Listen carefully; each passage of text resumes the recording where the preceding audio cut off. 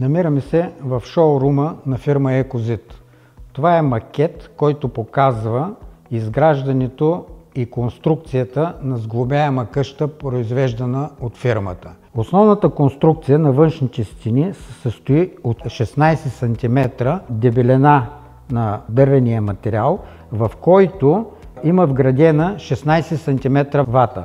От вътрешна страна тази конструкция е затворена с ОСБ плоскост, като всички връзки между отделните ОСБ плоскости са залепени с специална лента на фирма Ротобласт. За да запазим тази въздухоплътност при изграждане на инсталациите ВиК и Ел, се изработва така наречения инсталационен слой, който е 5 см.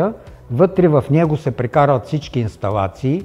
Има допълнителна топлоизолация от 5 см и след това от вътрешна страна същия инсталационен слой е затворен с гипсокартон.